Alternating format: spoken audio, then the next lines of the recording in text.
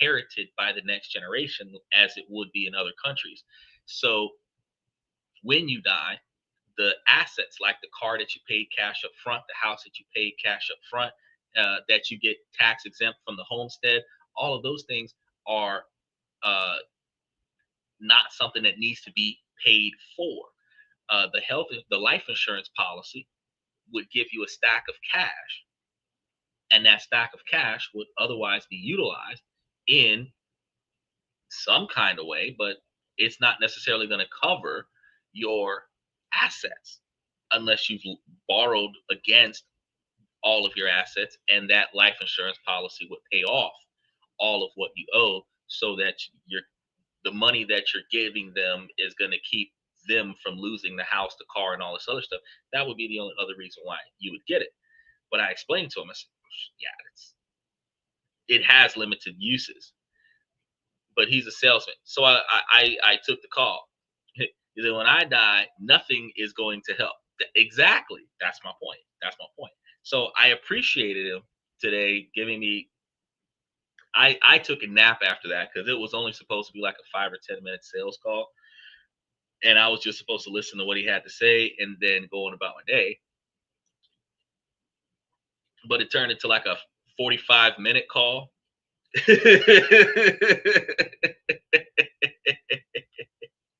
Look, I felt dead. It was a 45-minute call.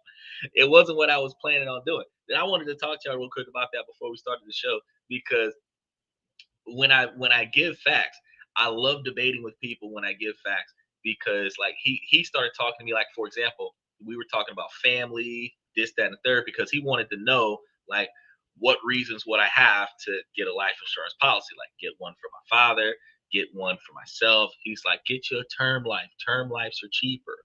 And then you can run a term life for a certain period of time. And I'm sitting here like, term lives have expirations. He did tell me something I wasn't aware of, is that they actually do renewals, but the cost of the renewal is renewing the same quantity of money. So then I asked Mr. Pibbs, I said, but when I got off the conference call with the main guy, called Mr. Pibbs back, and I said, hey, Mr. Pibbs, I said, so we were talking, and we were crunching some numbers. And when I was crunching the numbers, I was crunching the numbers from a whole life insurance policy perspective. And I was like, yeah, you need about $1,500 a month for about 18 to 20 months to get you to that $1 million status, right? Now, according to the term life, you can do like $1,000 a month. But I said, well, Mr. Pibbs, I said, crunch the numbers for me. $1,500 for 20 months. And he's like, oh yeah, that's well over 100 grand. And I said, okay, now I could take that 100 grand in 20 months and turn it into 300 grand.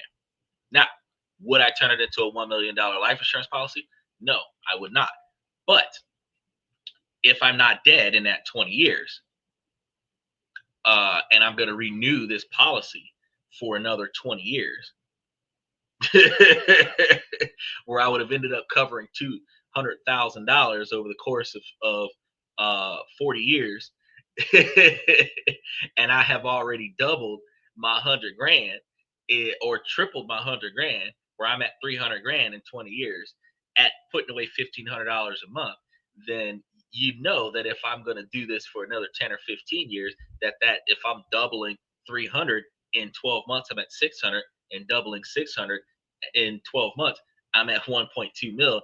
I might be at $1.5 million riding that stock market in 25 years, just putting in $1,500 a month. So, which is why I told you guys before, you got to have your 20-year plan. He said you got 15 seconds of goodbye. Well, I wanted to check and double check and triple check. And I thought that was a very interesting scenario, because I like to pick other people's brains and see what they know. Because if you want my business, you have to know a significantly larger quantity of information about the product that I'm about to buy than I do. And you have to have a direct benefit to myself for me to invest in that product. Now, if you do your research about your person, you know whether or not this person will buy your product or not before you get on the call. It's your job as a salesman to further reinforce with your client if you're going to buy the top. I don't think he did a good enough. I don't think he did a good enough job diving in on that. So he had asked me, and just going to lead into today's show. Michael said, "If you're single, there's no need for life insurance." Exactly, exactly. And he asked me, was I planning on having more kids and this, that, and third? And I was like, "Oh yeah, I'm gonna go to the Philippines and go get some." He's like, "Oh yeah, you're gonna adopt?" I'm like, "Nah, fuck no. The goal is to go to the Philippines, get me a chick, put her in a briefcase, fly her back to America." And get some kids from that. And he was like, "Wait, what?" He's like, "Tell me you're joking. Tell me you're joking." I'm like, "No, there's no joke there. I'm gonna go out to the Philippines." And that's when we started talking about the difference between the financial cost of a woman from the Philippines versus the financial cost from a woman from America. And he was asking me, um, as a salesman, it's your job to get the money into your pocket. Yeah, but one salesman to another, how do you convince, because I could sell a TV to a blind man and a surround sound system to his deaf wife. So I don't understand how you're going to convince me to buy something that I wasn't intending on buying when I met you. But I'm explaining to him about, the difference in culture because women cost money in every country. And I started explaining to him some of the facts that I've developed. And he was like, "Well, is that from personal experience or what?" And I'm like, "No, it's not from personal experience. Women cost money in every country. Every country that is derived from the male masculine man being the breadwinner of the family is typically going to have the hypergamy theory where men are supposed to make more than women and men are supposed to pay for the women. It's just that the women in the Philippines cost less than the women in America because the stuff in the Philippines is cheaper than the stuff in America. The standard of living in the Philippines is $1,000 a month for a middle class lifestyle, where the stuff in America in a middle class lifestyle in some of the cheaper states is around $2,000 to $3,000 a month, and in the more expensive countries, or not countries but states like New York and California and Florida, middle class would be something closer to $5,000 or $6,000 a month. $6,000 or $7,000 a month, 75,000 to 100,000 a year, kind of thing, depending on where you're living at. So I explained to him how the women in America, you would be taking them on dates at $300 to $500 a date, or $200 to $300 a date, 2 to 3 times a week for 6 months, which would cost you thousands of dollars a month, about $1,500 or more per month, with no guarantee of commitment. But a woman in the Philippines, like $500 to $750 a month, that's a guaranteed wife right there. You find one that knows how to cook and clean and follow instructions, and you're golden. Matter of fact, the ones in the Philippines with multiple degrees and speaking multiple languages has the financial capabilities of balancing your budget to save you money so that you got more money to buy food. And I'm a foodie. I love eating food. So that's like a twofer for me. And he was like, he was like, okay. And then I told him, like, I've covered all this stuff on podcast, and that's when he signed up on the podcast. So if he's in the podcast listening to me talk about him right now, he might give me a thumbs down, but give me a shout out either way. And I'll put you on the spot, and we can go into some topics, because today we're going to be doing some myth bustings. So since we're doing some myth bustings today, we're going to be covering a lot of. He said, $20, we love you a long time, with a happy ending. It's crazy. But I give you guys facts. I give you guys updated information on a regular basis. And I tell him, because he's like, "Well, how do you do your research? How do you do your research?" And I'm like, "Well, most companies is public knowledge. So I go and pick the brains of all of the public knowledge websites and all of the knowledgeable. I've talked to agents over the years, and as much as I can get my hands on, I curate enough facts and details that leads me to learn and know the things that I learn and know. And then I share it with you guys. So you guys get firsthand information about everything that's going on. So that's what comes down to today's topic. So you've probably seen the headlines blowing up in your live feeds recently, yet again, because they're circling back and doing it one more time, and it's causing a mix up of panic and outrage. You're seeing these ads that people are putting up. Japan announced bachelor's tax is punishing singles, right? Or starting in 2026, people in Japan will pay more taxes. Or the one that can you believe this? Japan is making it illegal to be single, financially speaking. Like these are some headlines that are streaming across social media, even on YouTube. And you got to ask yourself, is it real? Because the way they put it up, first of all, they do a voiceover. So they have a bunch of videos of uh, Asian women, and they're flipping through these different scenarios that Asian women are involved in, and then with this voiceover, and they're explaining how single people are taxed to be single, and because of that, because everybody's being taxed equally. Oh no, it's not even a fear thing. It's like a temptation thing because men want a woman that is going to be respectful and cooperative. They want a woman that is going to be helpful, and they want one that is like more family oriented and less uh, independently career driven. Because while we are willing to have a career driven women, we have a uh, a problem where the women that chase their careers, they put too much focus on their careers and they never put priority on their house. Other cultures like the Philippines, Japan, Indonesia, Vietnam, they actually prioritize the family over the career. So the wife would take off from work if necessary in order to take care of the family. So it's not as much, you're right, it's a play on emotions, but it's not as much a fear driven thing. It's a desire for at least men over 40 that are looking for the traditional woman that is going to work towards the success of the family, not just the success of herself. And Western women are more working towards the success of herself, regardless of whether or not there's a family involved. So she could give two shits about if there's a family there, as long as she's successful. Eastern women prioritize more the success of the family, even if she has to sacrifice her own career. Now, if you're going to be a supporting husband, then what you would do is you would try to navigate a way to support her career.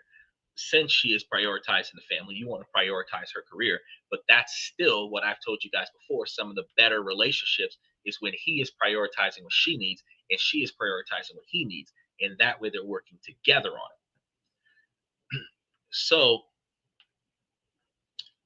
with that um ideology that everybody's paying more taxes, and you already know that if costs are going up, then the women are going to be wanting somebody to pay that cost. And if you're the kind of person that has the capital to pay that cost, you can fly over to Japan and supposedly marry one of these chicks, and they will jump at the chance because they don't want to pay for the taxation.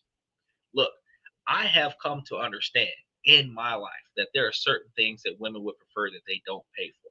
But I have never seen a woman jump into a marriage just so that they don't have financial responsibility. Not saying it doesn't happen. I'm just trying to say, for the sake of ladies, I don't believe that just because taxation went up in their country, the country that they were born and raised in, where taxation goes up every year, every couple of years, every political power, that all of a sudden she's going to be like, nope, I'm going to marry a foreigner. I'm going to move to a country that costs 70% more than my country and submit to the man just so that I don't have to pay that tax increase. I don't believe that that's the case. But that's the rumor that's going around, right? Is it buy her a house, then move second wife in? Well, if you buy a house in their country, you might be likely to pull that off because you can afford two women in that country. You can't really afford two women in America. These women are expensive. But so the question that we want to ask is Japan really about to start taxing unmarried people? The short answer is a hard no. And in tonight's show, we're going to break down why that's a lie and show you what's actually going on. But this isn't just about one fake tax in Japan. This is about how social media takes complex, sensitive issues from national policies to relationship dynamics and flatten them into viral, meaningless stereotypes. The truth behind the singles tax is why more interesting and revealing uh, facts need to come out about the future of one of the world's biggest economies. And it's way more important to know about the facts than it is to know about the fiction. And as we'll see, the same patterns of misinformation shape viral debates about everything from marriage trends to even national cultures. I mean, my buddy just showed me a video that went live where it looks like uh, somebody thought it was cute to try to make it seem like Obama got arrested and there was this big political scandal going on, something about some declassified files, and the it um, clears the name of Donald Trump and some other people allegedly. And I'm sitting over here like, if you were in the country when I was in the country when that 2017, 2016 campaign was going, if you was in the country when I was in the country when they stormed on Washington, D.C., you know that man guilty. He about as guilty as O.J. Simpson.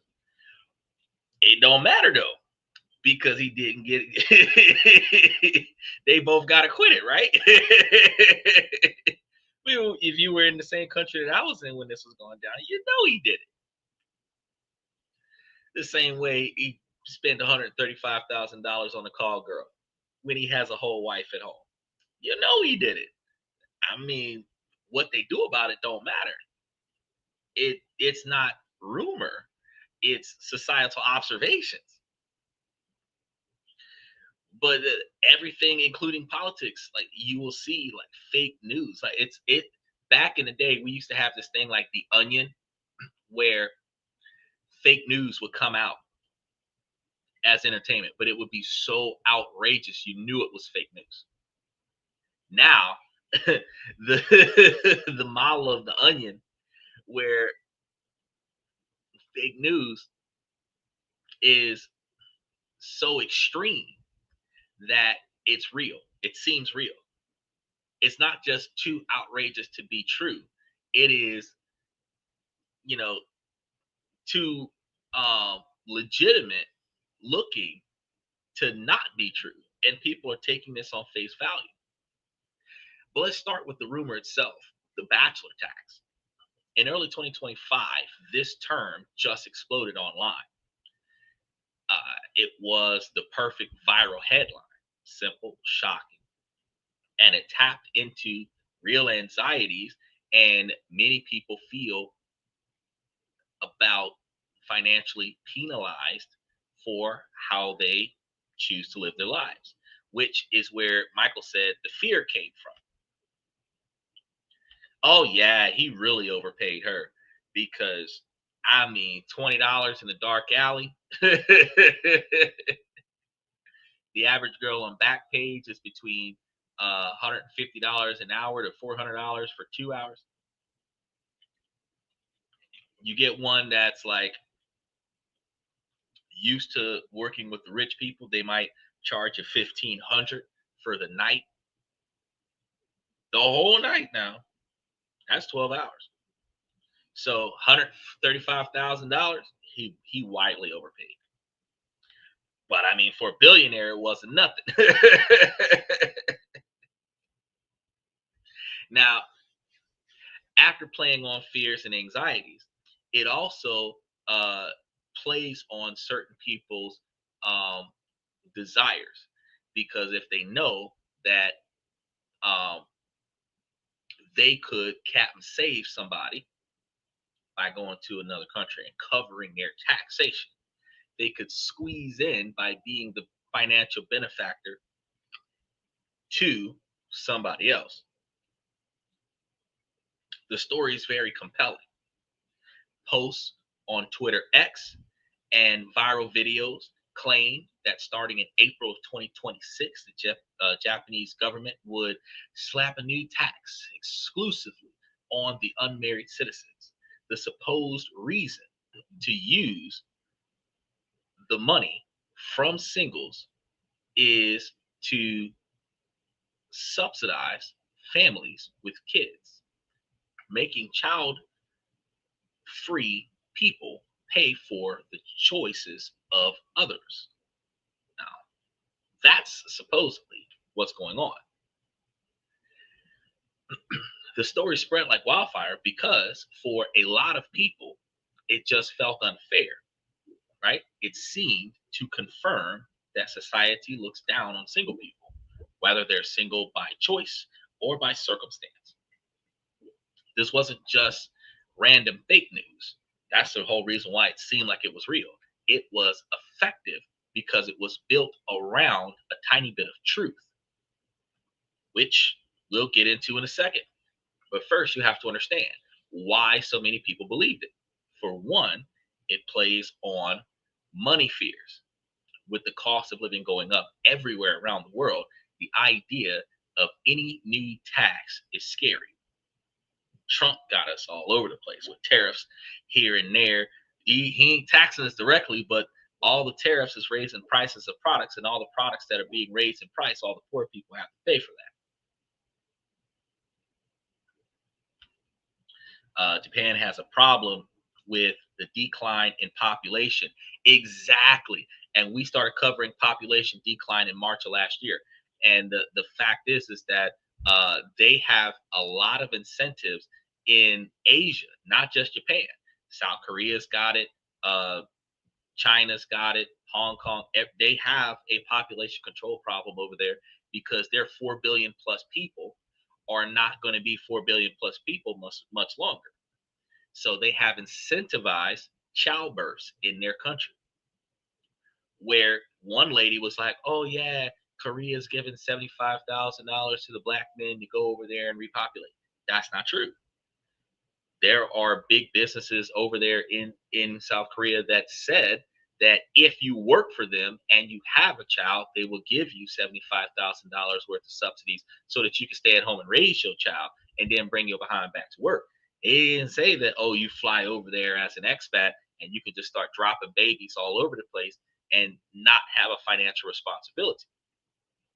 But if you went out there as an expat and one of the criteria is that one of you have to be native and the child has to be native born. So one of the parents has to be native and the child has to be native born, not an American baby with a Asian mom, and then you bring the baby back to Asia and try to dive on the benefits. No, it has to be born in Asia, Asian citizenship, and they will subsidize your money. Now, I've covered that story quite a few times, and the government's offering up to, I think, 500 yen a month for the kid, depending on whether or not you're doing generic or name brand. That could either pay for all of the child's care until they're grown, or at least half of the cost of the child's care until the child is grown for each individual child, where your cost of living is not necessarily going to go up that much. Because if you're spending wisely based on the needs of your child outside of poor health, the government would have paid for your kids. So a family of 5 would cost as much as a family of 2 because the 3 kids would be covered by the government. Way better of an idea if you're trying to have a large family than what it would be to live in America where you pay out of pocket for every single child. Michael says if you get married in Japan, your taxes are lower than being single. And that's what we were just about to cover. Plus, if you have a child, you also get tax breaks. That's, again, another thing that we're going to be covering. A tax based on relationship status, that feels less like a policy and more like a personal attack. And that's one of the things that they're going off of. Second thing is the rumor fits a popular image of Japan, the world is fascinated by stories about Japan's lower marriage rates and demographic issues. And the idea that the government would take such a blunt approach just fits the weird Japan stereotype that many people have in their heads. Because if you remember, back in the day, they were taxing the people on how many children they could have. So the first one was free, and then after that, you would have to pay a premium for each one after that, which was the birth rate control. Yeah, they're regretting that now nonsense now, because since they have a patriarchal society that prioritizes having boys, a lot of people would not give birth to their children if they were girls or give them up for adoption. They would keep the boys. And then they started, so they had an abundance of boys at one point in time, and then they started just keeping whatever kid they could possibly keep. And they have far less kids than what they would have had if they would have just did like Americans and just drop babies everywhere. But 4 billion over there in comparison to 385,000 over here, they did a good job controlling the population.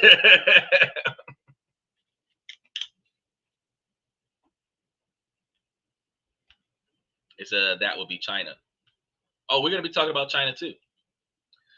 Um, the kind of stories that seem too wild to be true, which is exactly why many people thought it had to be true, are the kind of stories that were being told. And there was a third thing. Uh, there's a general distrust of official stories these days because people are used to complex policies being spun in misleading ways. So when a slick looking post claims to reveal government real agendas, people are ready to believe it. The Bachelor tax gave a simple, villainous explanation for a complicated issue, which is always easier to share than a boring policy brief. So when I sit over here and spend 2 or 3 hours going over what something is and how it works, that's not really all that entertaining for individuals that is looking for somebody that's going to set themselves on fire in the shower or kick each other in the balls while eating a spicy Dorito. If you're looking for entertainment, you're not looking for knowledge, you're going to have a tough time hanging out with a podcast like this. But if you're looking for knowledge and growth and financial investments, you're going to find yourself more suited in a podcast like this, because the information, there's always new information that'll make you picture in picture. You got a small screen on one side of your phone and you're Googling stuff on the other side of your phone. You're throughout this podcast, you spend more time watching me and asking the Google lady, is this true, than what you do watching people crash into each other with shopping carts or fight police on the side of the road thinking that they're going to win when there's more police than body cameras, and they end up going to jail every time. So when we do what we do here, we definitely try to provide you guys with the information that bust the myths. But there are some podcasters that use this information as clickbait, because if you see a headline, you see a thumbnail, and it tells you that they've something miraculous just happened, especially something miraculously negative to the regular population. This is what it is. You take a look at it, and then you're like, oh. And the way it's curated with a third person voiceover, it seems real. It seems like the guy from Natural Geographic just came out of nowhere and started explaining to you on a random social media post how life works on the other side of the world. Since you've never been there, it's easy to believe, right? He said, do your research. You should always do your research. I actually encourage you, don't just take what I say. Treat me like Wikipedia. Take the information that I gave you, start Googling what I told you, and see how true it is, and then take action on it. Because since the information that I give you is straight off of the same capabilities for you to find it yourself, you'll find that nothing I tell you is wrong. Like, for example, Two Harbors, one of the stock options that we're trading with the dividend rotation strategy. It is ex dividend.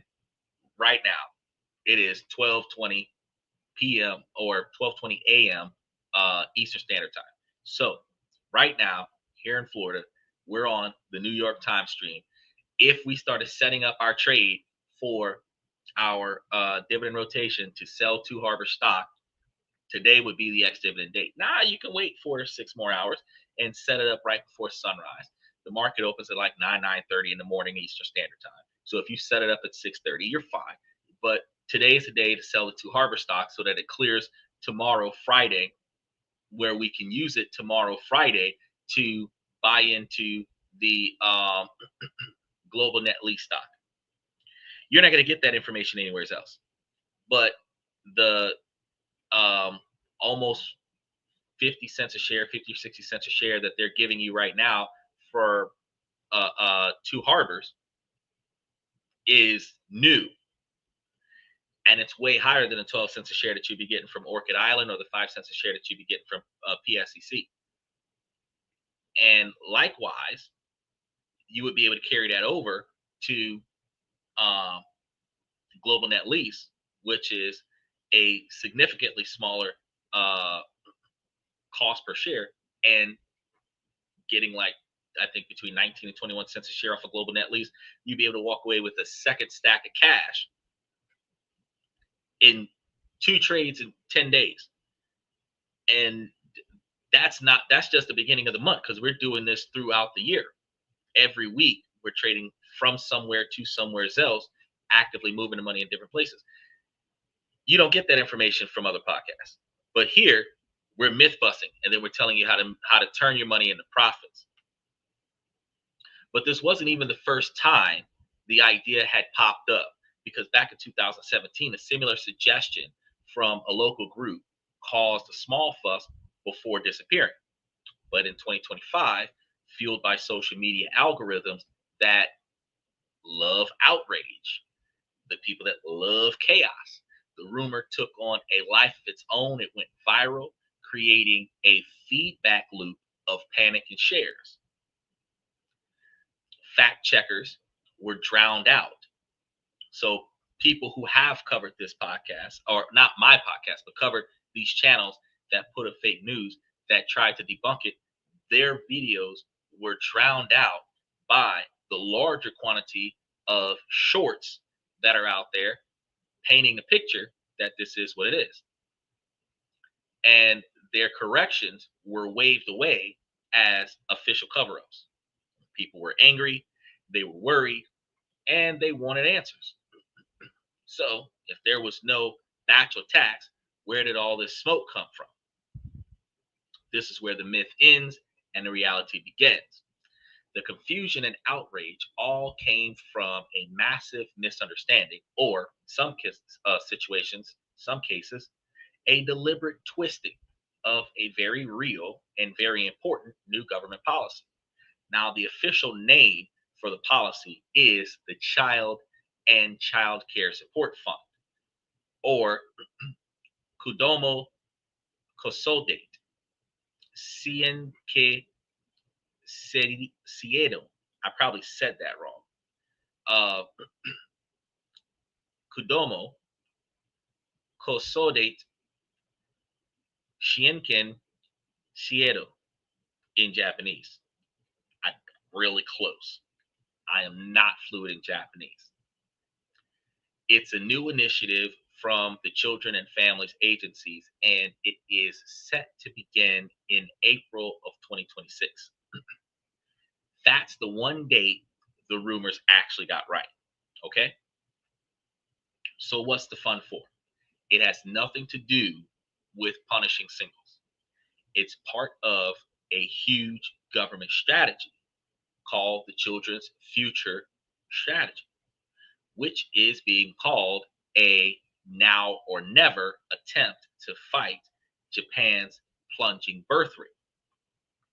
The government has said that this demographic crisis is the single biggest threat to the country, stating that Japan is standing on the verge of whether we can continue to function as a society. And this is true because there is a huge age gap upward of 40 years between the last generation and the next generation. So when the grandparents die out, the parents of the kids are like too young to run the country the way the country's been running. So the huge age gap, you got old folks in their 60s and 70s and 80s, and you've got the young folk in their 20s. And that's like a massive gap. So when all the old folk die out, all your 20-year-olds will be in their 40s, and everybody over 60 will be dead. So the oldest person might be in their 40s. And the young folks are not having kids the way the old folks used to have kids. So you would see a massive population decline. This is why they're raising the money through taxation to encourage birth rates where they would be able to sustain the population when the elderly die out. The goal is to raise 1 trillion yen, which is about $6.5 billion in US currency, by 2028 to fund these support measures. The Child and Child Care Support Fund is a new way to pay for policies that make it easier and cheaper to have and raise kids. This isn't about forcing anyone's hand. It's about offering support. The government hopes that by easing the financial burden of raising a family, more people might choose to start one. For a single individual in America, that digital nomad, avid investor, willing and able to move to a cheaper country to live and invest, that person would be able to not only find it because uh, this initiative is across the board. America has child welfare services for the poverty stricken. Those individuals that are between like $30,000 and $50,000 might be able to see some type of relief for the quantity of children that they have, but you're not getting that much off a WIC in the United States unless you're poor. But in Asia, doesn't matter what financial class you're in, it is not, from what I understand, structuralizing the assistance exclusively to low income individuals. Instead, anybody who gives birth to a child in that country gets the same equal right to receive a financial assistance from the government to take care of the kids. So you could be ideally a multimillionaire, drop a few dozen, like Nick Cannon would love it over there. Go over there and just farm all the Asian women, be dropping a baby every month, have 12 kids in 12 months. And the idea is that it would subsidize each one of those kids with no limit to the number of kids that it's going to subsidize, and no cap on the financial income that would be going towards paying for those kids. Is that maybe this is what happened to the Incos, or the US did something. Never know. But let's be blunt. There are no official documents, no drafts, and no laws that mention a bachelor tax or a singles tax the way we talked about the pink tax in the United States. The term is a complete fabrication. It's not even a nickname for an actual taxable law that exists in their country.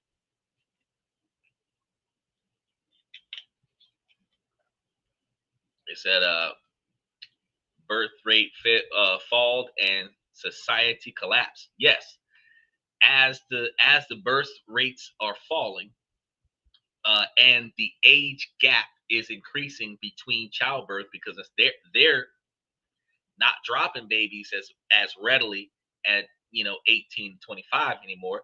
They're prolonging to 30.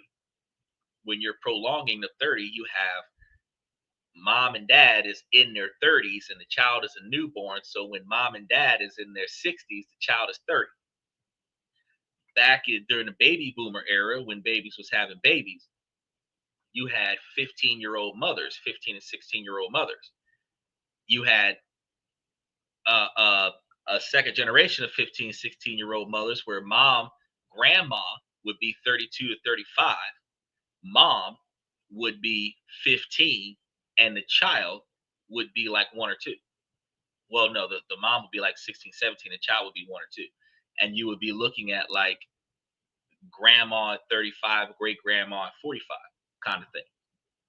Now, women are prolonging, in every country around the world, they're prolonging uh, giving birth from early ages to like 30, 32, 35. And that massive age gap, that is a wide trend worldwide, is slowing down the repopulation. So the reality is a nationwide social fund meant to tackle a national crisis.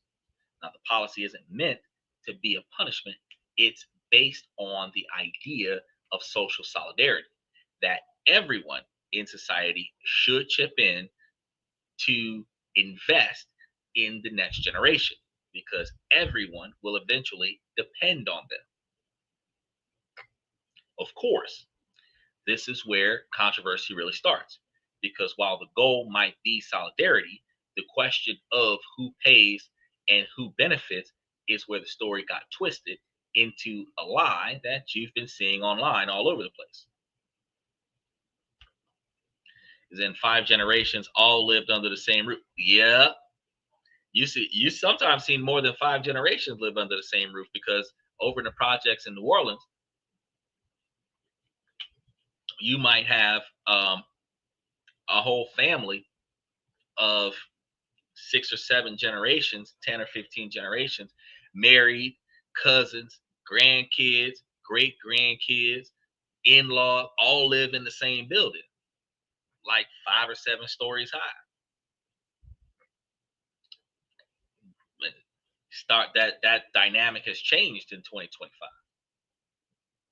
Okay, let's get into the details because this is what really kills the myth of the singles tax. We'll answer 4 key questions: who pays, how is it collected, how much will it cost, and what is the money for? So, first, the most important: who pays? The rumor says it's only single people. The reality: everyone pays. This is the critical fact. The money for the Child and Child Care Support Fund will be collected from all working adults and residents in Japan who are on public health insurance. So if you have public health insurance, you're paying. This includes single people, yes, but it also includes married couples with no kids, married couples with kids, retirees, and even foreign residents working in Japan getting insurance from Japan. It's not just a tax targeting singles, it is a broad levy on pretty much the entire population. Calling it a bachelor tax is just wrong, since married, childless, 50-year-old will be paying right alongside 25-year-old single person. Second, how is it collected? This is another detail that fed the confusion. The rumors make it sound like there's a new tax with a line for single person penalty. That's not happening. Instead, the money will be collected as a small surcharge added to everyone's monthly public health insurance premium.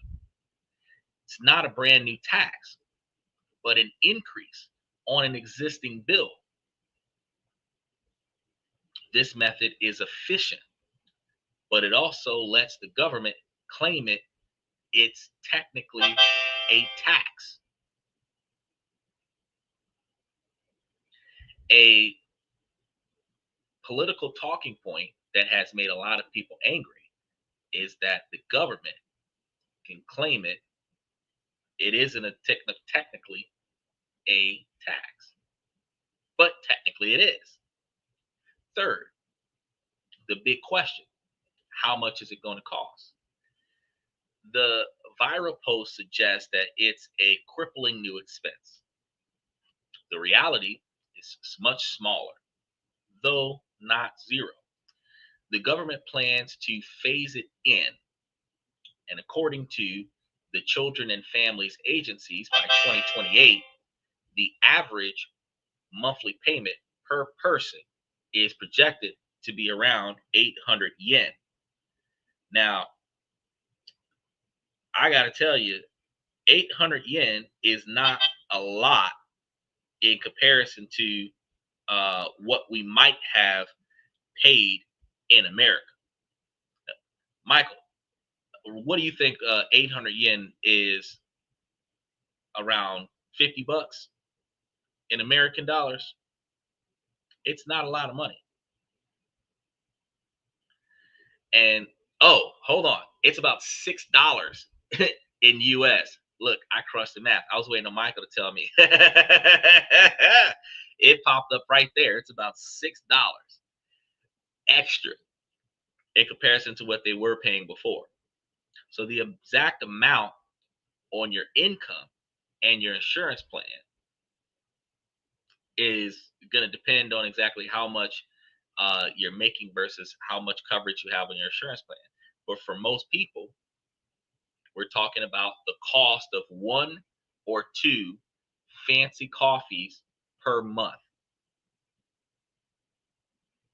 I typically drink one 36-ounce cup of coffee almost every night on this podcast. And if I would have bought that 36-ounce cup of coffee from $5.24 exact, right? So that's the premium increase. That's the major bachelor tax, $5.42 a month. Wait, 10 months in, $54.20. 12 months, you're looking at about 60, 64, $65, something like that for the whole year. $65 for the whole year, which is like, I don't know, 9,600 yen for the whole year. But they're like, oh my God, they're taxing us. Countries usually start taxing you between 1% and 3% of your income is the lowest you'll see. 5%, 8% sales tax is the lowest that you see. And that type of taxation usually is like $5, $10, $12,000. It is never 50 bucks. Okay. I wouldn't even identify that. Like some property taxes is that low, but I would not even call that really much of a tax, right? But it's nothing. But it's far from the cries that are seen on social media that this life-changing penalty, the rumor that's out there, is suggesting. Nevertheless, if you word something correctly, chaos will ensue. Finally, what's all this money for? Now, the funds are going to the massive expansion of support for the families. This includes bigger child allowances, more access to daycare, better paternity leave support, because in Asia, they do paternity leave for both mom and dad, not just mom. And they don't just give you 6 to 12 weeks of maternity leave, they give you 1 year off from work. And you can apply for a second year if necessary. They're giving you paid time off. You don't get paid time off in the United States. You get sick leave. You get your maternity leave saves your space. so that you don't get fired while you're off from work for 3 months. But uh, they do not cover your ability to stay home after you've covered your PTO time, burned through your vacation time, burned through your sick days. After that, that's a wrap. You're $0 income from that point going forward in America. So when they're doing maternity leave, that's a big benefit. And even making university tuition effectively free for households with 3 or more kids in it. So again, Nick Cannon would have a field day out there. You get you like 7 kids, everybody's tuition is covered.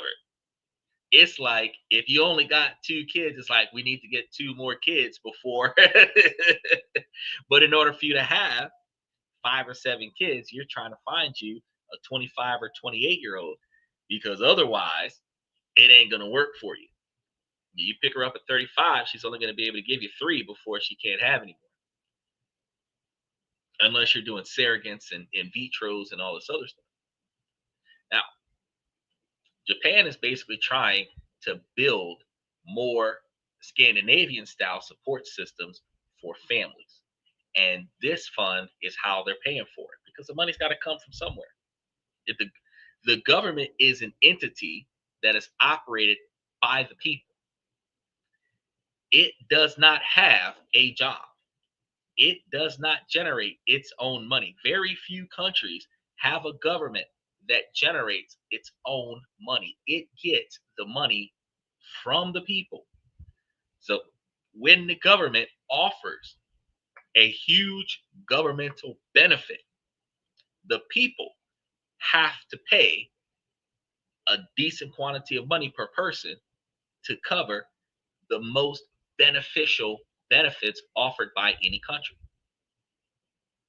So if everyone pays, why do people start calling it a singles tax? The answer comes down to a very human sense of fairness. The clumsy way the government has explained its plan, and a pattern that we see again and again online. The core grievance is simple. People without children are being asked to pay into a fund that gives them no direct benefit until they have children. Whether you're single, a child free couple, or can't have kids for whatever reason, you'll be paying every month for cash benefits and services that only go to families that already got kids. And specifically, the kids under the age of 18. The term single tax is really a protest slogan. It gives a name to the frustration of a growing part of the population that feels ignored and unfairly burdened by a government focused on the traditional family. Special shout out to Ruderus. Good to see you again, Ruderus. Taking those swings in chess. I got one game that's really hard. The guy is really getting good, so got to give him his props for that. But I slaughtered him back to back just now because he got his feathers ruffled and he started peacocking in one of the games because he got a couple of wins in. And we're right now, I think we're at like 27 to 12 or 27 and 9. He might have to. I'll give him 27 to 12. But it is like a 12 or 13 game winning spree. And I'm about to get back on that winning spree. I'm about to have game after game be a mirror image of the last game. Michael says, sounds like school taxes and none of the kids are mine. Exactly. And that's how people are getting offended by it, because they believe that it's a taxation and I'm not benefiting from it because I don't use that service. But when you start using that service, you're going to be glad that it's there, because it is not exclusive to anyone. It's not exclusive to any financial class. Everyone gets this. The richest people in the country get it. The poorest people in the country get it. The poorest people in the country are going to benefit from it more than the richest people in the country. But everybody pays.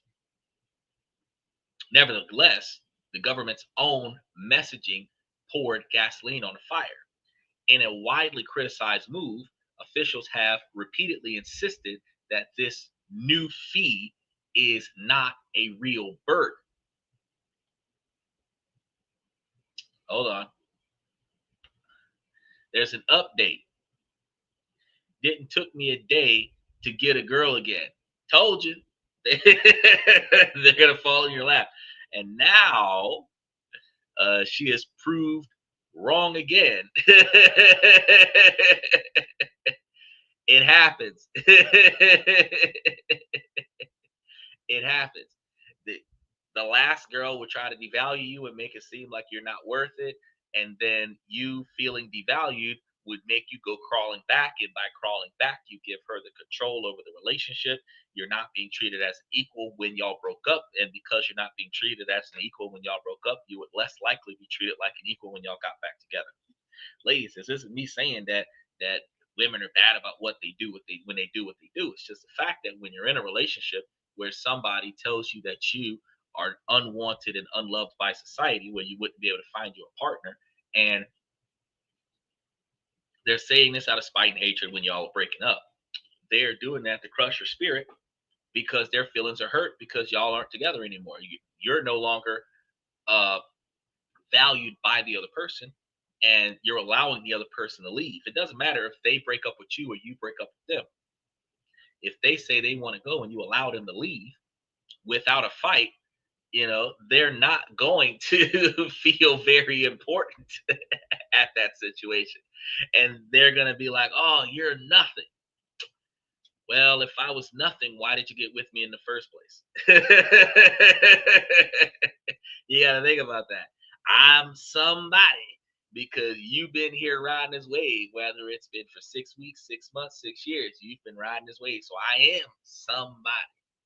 I'm just not somebody you're going to stay with. Michael says, she stares. I act like I never look at her. Oh, yeah, she would not exist. You got a new girlfriend. The old girlfriend could be staring from across the room, giving you like dagger stares. And I would be just dodging them stares like the Matrix. Like, you can't see me. I be John Cena all over the place. You can't see me. They're glad to see you got your balls back. Yeah, they're no longer in her purse. He said, I am somebody hits hard. But it's true, though. It is true.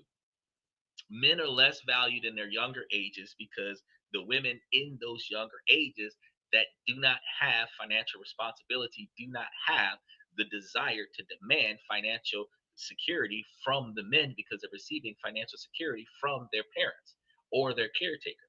But the older women get and the less financially secure women are, the more the financial security becomes a demand in a relationship. So the older you get, the older or the more demand you're going to experience from the women. Now, 18 to 25, less responsibility. 25 to 30, more responsibility. So 30-year-old women looking for a man that's got his money together, she's not dating a 20-year-old. She's dating a 40-year-old. 18-year-old women that want a man that's already got his stuff together, she's not dating a man 18 to 25. She's dating a 50-year-old. 35-year-old woman looking for a man that's got his money together, she's not dating a 35-year-old man. She's dating a 50-year-old man. 40-year-old woman that wants a man with his money together, she's dating a 45 to 60-year-old man. Women that want a man that still got his mojo, they're dating a 20-year-old.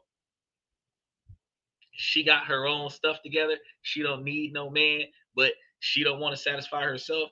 She's going to go get a 20-year-old.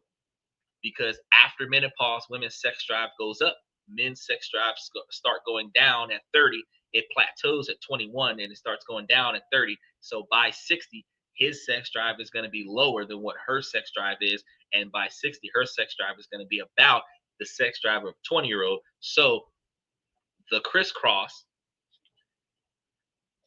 you're not going to be considered valuable to the female population until you're in your 40s and you're financially successful.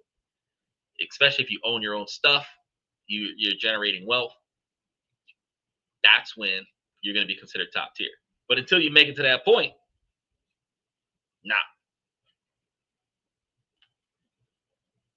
So I think a 50-year-old woman is never getting married because it's out of their options. They don't have any options. You can marry for companionship in your 50s, but any man that is still looking to reproduce is not going to be able to do that with any woman over the age of menopause. Yep, she's going to have either a dog or 34 cats.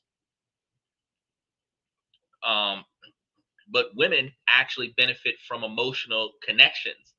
They don't benefit from physical connections. So a 50-year-old woman would be fine with having 5 or 10 meaningful emotional relationships, with platonic relationships at that, with 3 to 5 different guys. And they would be fine with that. Men are physical. So a man is not going to be able to have 3 to 5 platonic relationships with 3 to 5 hot chicks. It's not going down there. But men's value goes up as age. Men age like fine wine, and women age like spoiled milk. Because what attracts a man to a woman is her beauty and her ability to reproduce and her ability to cooperate with the man's objectives and the effort that she puts into his success. And the older they get, the more they get set in their ways, where she's not willing to invest in his success because he should be self-sustainable. They're not willing to cooperate with him because she knows what she wants.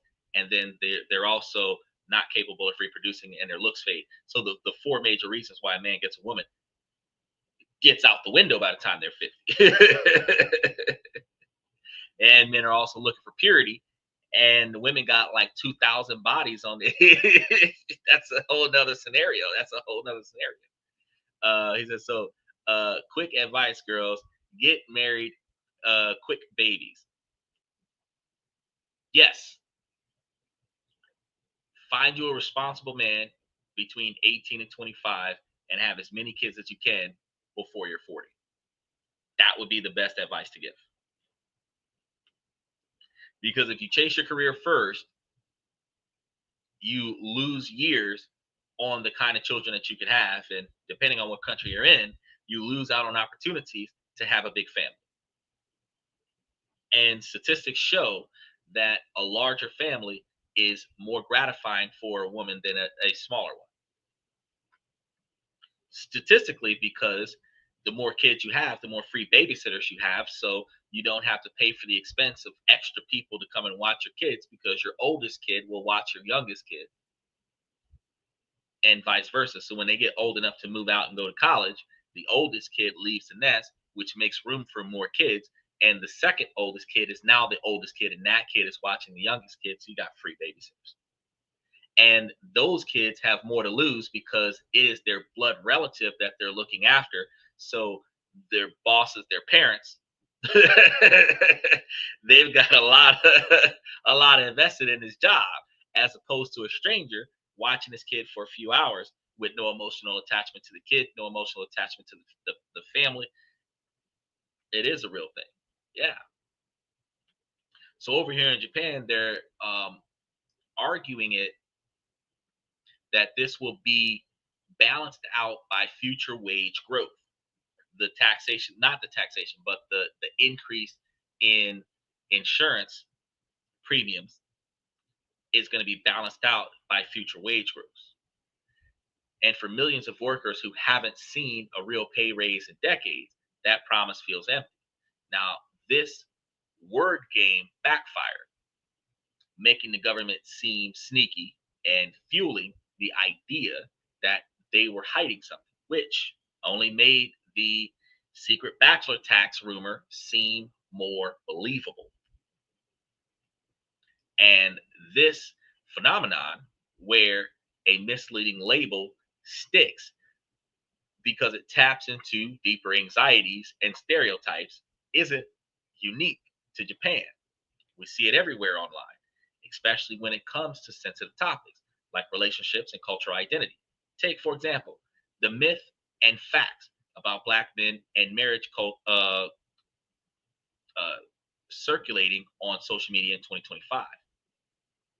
Just like the single tax, complex realities are often flattened into simple virtual narratives or viral narratives.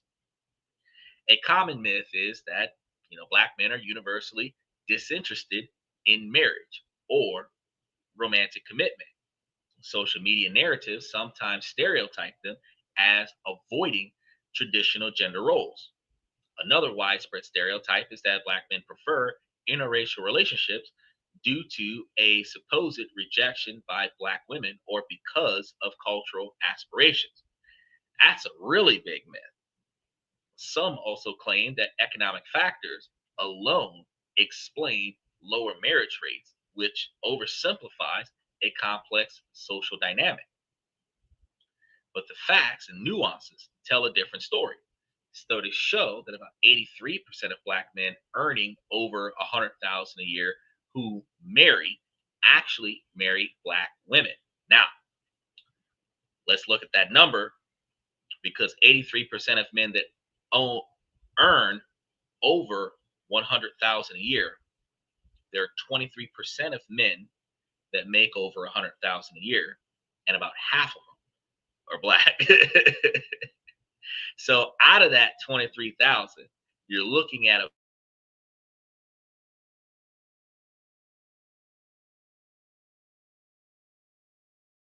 now I gotta give them a call. They're gonna take $150 off of this must bill. Every time they reboot that dang tower, the internet fluctuates, and they do it late at night. So just when we're in the middle of a good topic, here go T-Mobile working on their tower.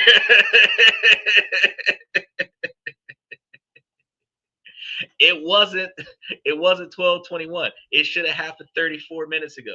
It didn't happen. It happened just now. But don't worry, we still got it. Some people popping on like, wait, I thought this was a live podcast. It is. It is. So that means when I do editing, I'm gonna have to cut that little segment out. I was sitting over here like, what the?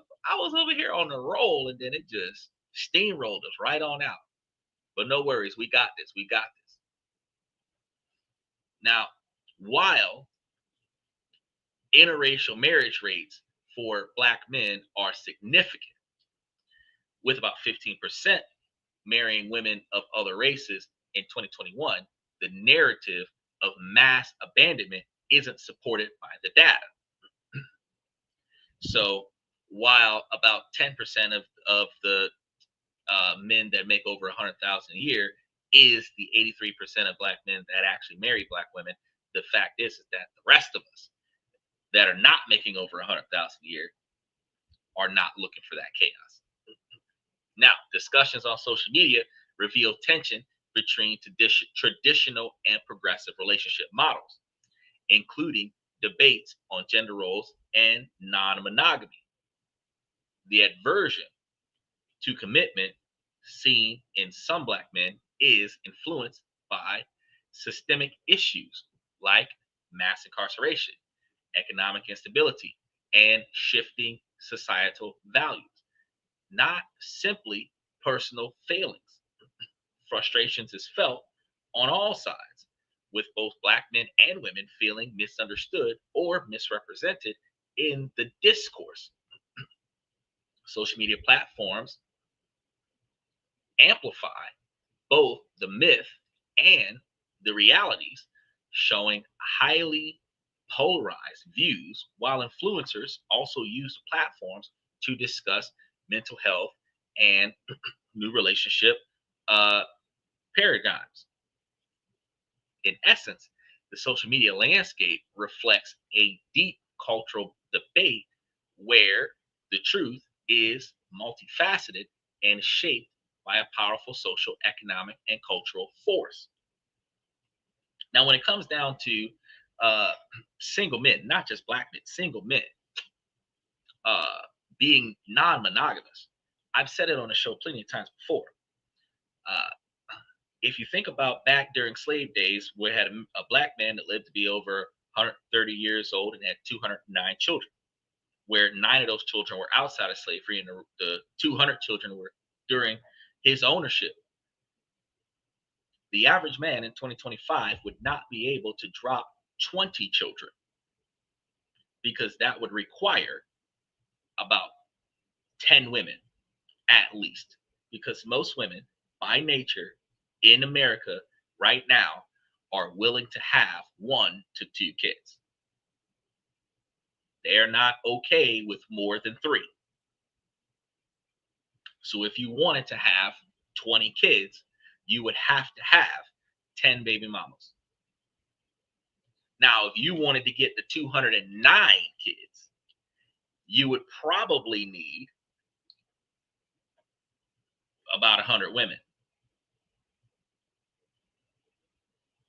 So the idea for a man to expand his legacy through procreating would require a man to be less committed to one individual woman who is only able to give him 2 to 5 kids at max if you're finding them at 30 years old. In order for him to have those 10 kids, he would need a second woman that is under the age of 30, willing to give him another 2 to 5 kids, while the first woman doesn't leave him and continues to produce those children.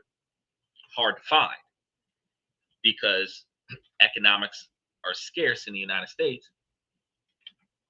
With individuals under $100,000 a year, they don't have enough money to go around to pay for 2 different households. So soon as the first woman finds out that there's a second woman, usually both of the women leave, and everybody throws the guy on child support. And only when he has, like, I think 12 is the limit. Once he crosses over 12, he doesn't pay child support for any of the kids. Yeah, that part. So this pattern of oversimplification extends to entire cultures, especially around the dating and marriage topics. Let's start back in Japan. A persistent myth is American men will be immediately swarmed by Japanese women upon arrival.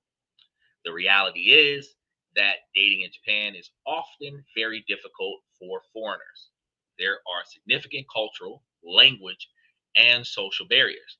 Japanese women usually expect the man to approach, and relationships are heavily influenced by traditional gender roles and social expectations that differ vastly from Western norms. So, with the proactive alpha women we have in America, the women need to approach the men. But over in the eastern side of the world, where the traditional norms are still the same, a man is required to approach the woman by culture. So, even if she's interested in you, she's not going to make the first move more often than not. So you would have to know that she's interested in you, or roll the dice on the fact that she hasn't walked away from you yet, and hope that she doesn't reject you. But at least the positive side to this is that any experienced rejection that you would get would be from a more appropriate and respectable perspective, as opposed to the loud Target screaming across the store rejections that you would experience in America. Now, success requires a lot of effort, patience, and deep cultural understandings. Another myth is that Japanese women marry American men only for wealth or status. That's not true. The truth is that many marry foreigners for a variety of reasons, including love, cultural curiosity, shared life goals, the uh, observation that men from America are more affectionate than men from their own culture, which you would be able to observe because their culture, nobody physically has contact with anybody else, especially with the opposite sex, until they're like grown. And then it's awkward, right? You don't even know how to act now because you've never had contact with anyone.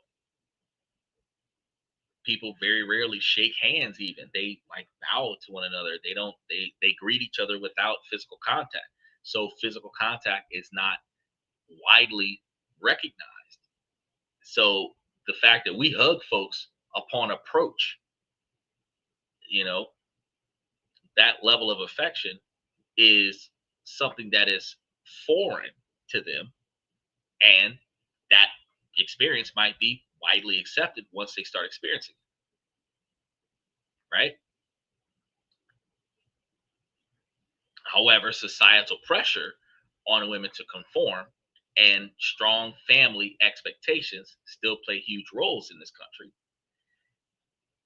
And it tells us that 89% of international marriages in Japan involving Westerners consist of Western males and Japanese females. But these relationships are often challenged by those language barriers because we don't always learn the language before we go over there. They learn English before they come here. And we demand as Americans that Mexicans learn English when they come to America. But we as Americans behave like Mexicans because when we go to another country, we don't go to that country with their language under our belt. We show up in that country and we're like, what's this? The same way the Mexicans, ¿cómo te llama? And you roles reversed, but they would feel more respected if you knew their language. And there's also going to be fundamentally different concepts of love and marriage because how they express love in their country is not the way we express affection in ours. Now, this brings us to China. You thought I was only talking about Japan today, but that's not it. We're talking about China too. And it's famous for marriage markets. Now, the myth is you see this on social media that it's easy for an American man to find a wife in one of their marriage markets. This is completely false. These markets are mostly attended by anxious parents seeking Chinese spouses for their own children. Foreigners are rarely successful because parents overwhelmingly prefer matches with the same citizenship and social circle, prioritizing a local household registration or hukou, cultural familiarities, and socioeconomic stability. Foreigners often face distrust and are explicitly excluded, with parents losing interest the moment they learn a suitor is not Chinese. Vietnam, a similar myth exists, the so called marriage market, but Vietnam does not have these formal commercialized markets. The closest equivalent are cultural festivals, especially among ethnic groups, which are social gatherings for courtship, not guaranteed matchmaking venues for foreigners. So while you see that video where they're like, "Oh yeah, you go to this place and all the girls are there waiting to swoop you up off your feet as you pass by." Nah. While Vietnamese women marrying foreigners tends to be slightly older, between 25 to 39-year-old women, success for an outsider depends on cultural adaptation, language skills, and long term relationship building, not just showing up and walking out with a wife. These international marriages also involve strong cultural and bureaucratic processes that require authenticity and patience. Finally, halfway through, let's look at the Philippines. The myth here is that American men can easily marry Filipinos because of a perceived cultural affinity and widespread English proficiency. While shared language and some cultural elements do make social interactions easier, marriage is not a simple transaction. It requires navigating official paperwork, proving a genuine relationship to authorities, and respecting deeply ingrained family values and religious norms. Now, the Philippines does have one of the highest rates of marriage to Americans, but this statistic reflects successful, authentic connections built on mutual respect for local culture, not a simple mail order process. So you cannot order a wife on Amazon and use the Amazon Prime membership and get your wife on your doorstep in 1 to 2 business days. That is not how this works. It's gonna take some time. You're gonna have to socialize. The first person you meet might not be the person that turns into the wife. The first person you meet might introduce you to a circle of individuals where out of that circle you might find your wife through networking, which is why I gave you guys the information about how to improve your networking skills, how to improve your social skills. We had that discussion with mixed martial arts for a long period of time about how his goal to find a partner is narrow sighted towards his objective, because instead of him only communicating with people that he thinks is qualified to be a partner, he should be communicating with everyone and then notify them of the type of partner he's looking for. And now he will have a squad of people looking for the type of person he's looking for, so that when they find that person, they can send that person to his direction.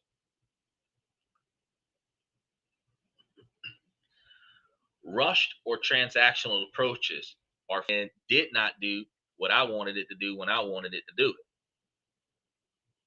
And then if it go out again, I'm gonna push this button. You're gonna see me just bleep right on over to the other side. So we got backup. Now, what I just said was in 2024, because before that, the staggering numbers for Japan's population was shrinking for 18 years in a row. And in 2024, the country had recorded its lowest number of births since records began in 1899. That's a long time. The total fertility rate has dropped to a record low of 1.15, far below the 2.1 needed to keep the population stable. And that's 1.15 births per person. Yeah, that's pretty small. This isn't a problem for the future, it's happening right now. The year 2025 is a grim milestone known as the 2025 problem. This is when the last of Japanese massive baby boomers generation turns 75. As of 2025, nearly 1 in 3 people in Japan is over 65. By 2070, that number could be 40%.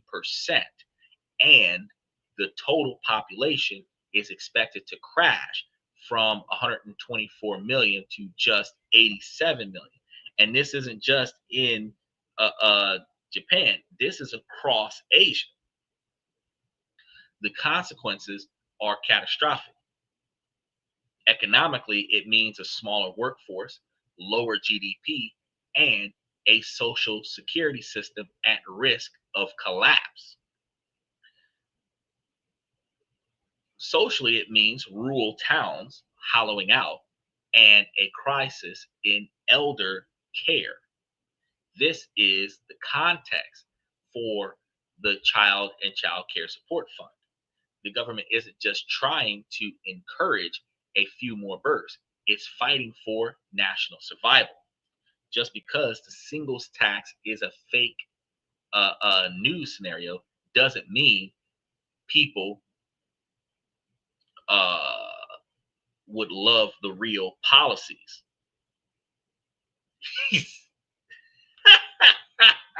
He says send all the illegals to Japan. Now, it's not nice, but I was sitting over here thinking, he said when he was kicking all of the illegals out of the country that if you voluntarily leave, you can go wherever you want to go. we'll give you a $500 plane ticket to send you where you want to go. I think he gave him up to $1,500 to get out. Now, my thing is, why didn't he just decide, if you don't go where you want to go voluntarily, I will choose to send you somewhere, and I would grab some dice and pick some of the worst places to send an American visa to, like North Korea. Drop them off with an outfit that says I'm an American with American flags on their luggage. Put them off the plane and see what happens. Natural selection. That would be the now the Child and Child Care Support Fund is generally controversial in Japan, and the real debate is much more interesting than the rumor. A big criticism is that even a trillion yen isn't enough to solve the problem. Critics argue that the money doesn't address the deep rooted reasons why young people aren't having kids. It's a grueling work culture, a lack of gender equality, and stagnant wages. They say throwing cash at the problem is like putting a band aid on a gaping wound. Then there's the fairness argument.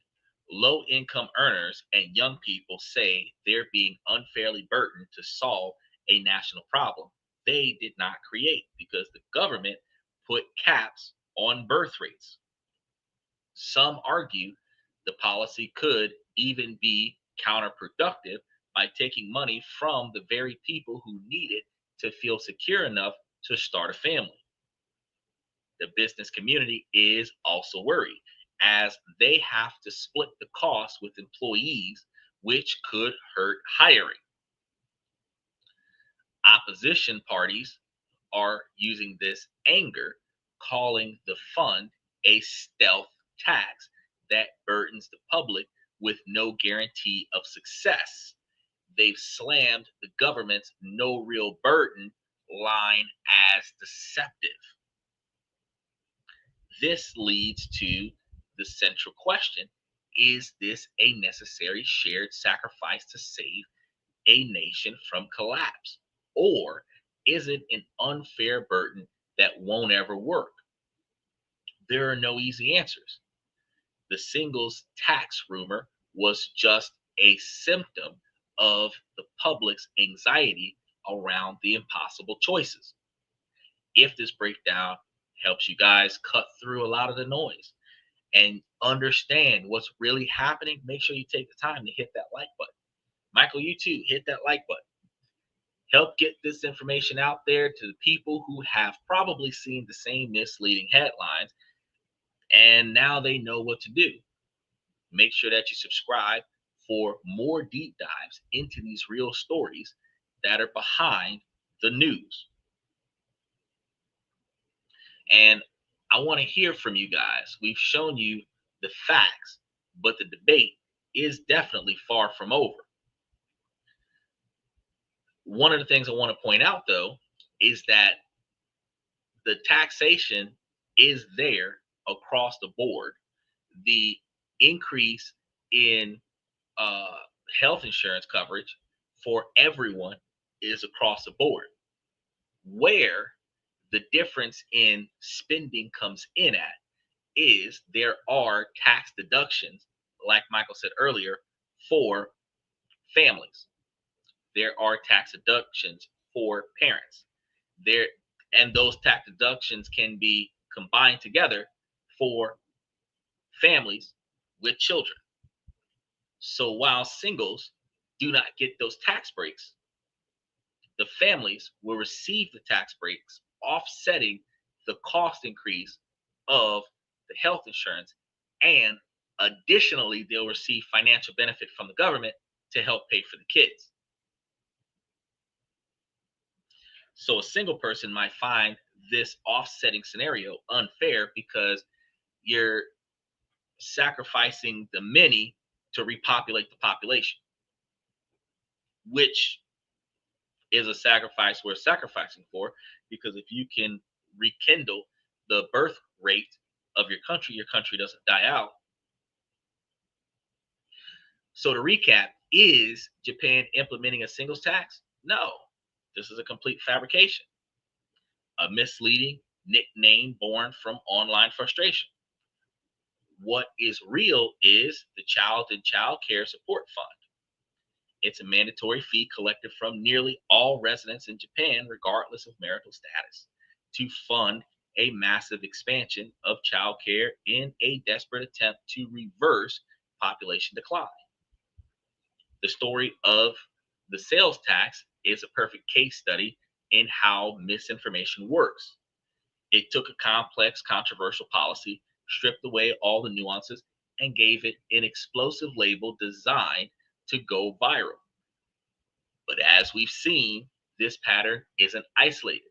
It shapes our understanding of relationship dynamics in the Black community and perpetuates stereotypes about entire nations like Japan, China, Vietnam, and the Philippines.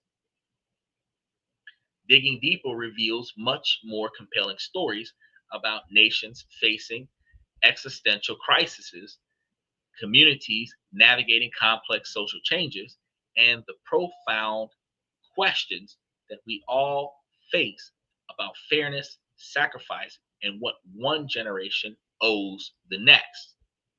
The real question is this policy a necessary investment to save society from collapse, or is it an unfair burden on people who have chosen a different path?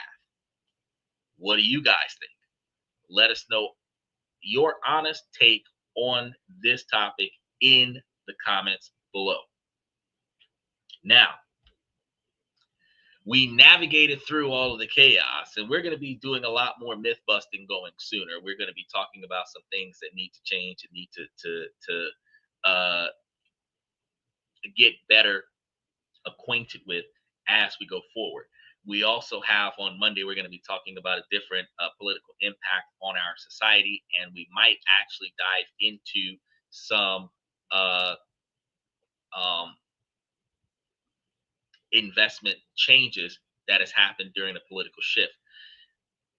But stay tuned for that. You guys got to come back every day of the week, that we have far more information than most people realize as it pertains to your ability to learn how to make, save, and invest money and find better connections. Now, what I want to say on my way out is, ladies, as long as the situation doesn't make sense, I'm going to keep asking you ladies to make it make sense. So ladies, please make it make sense.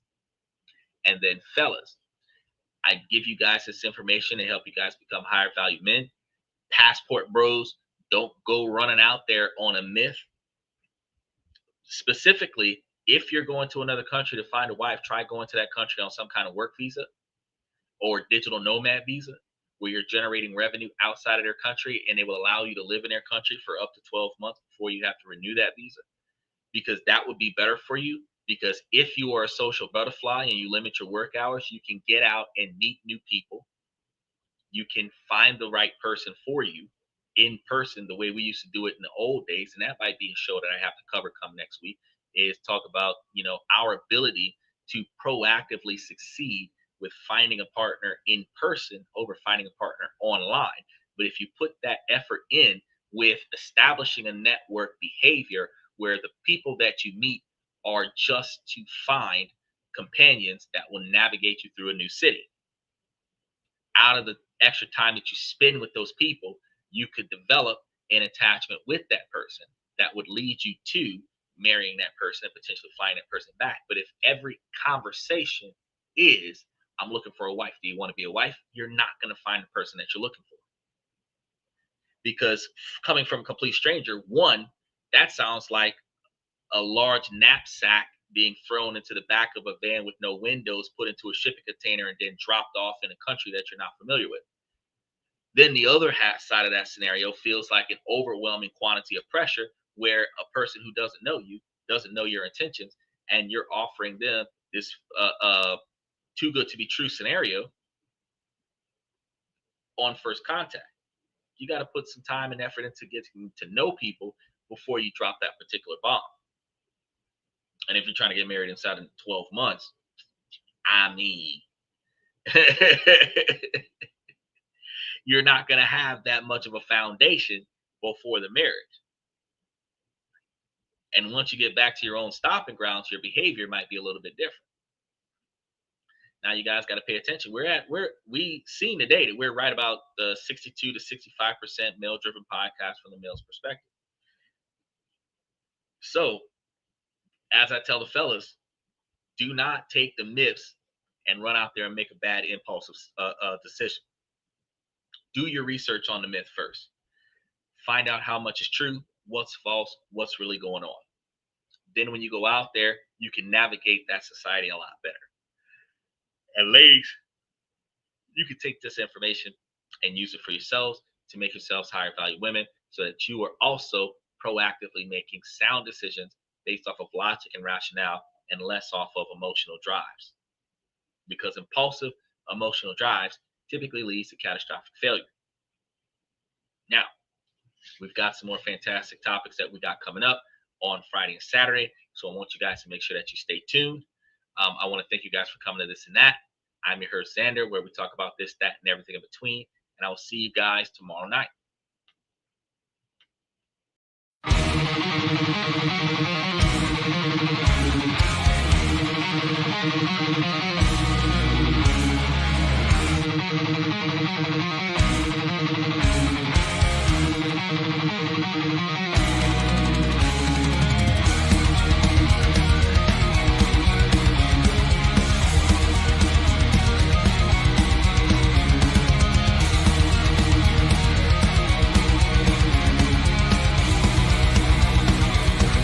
Higher ground.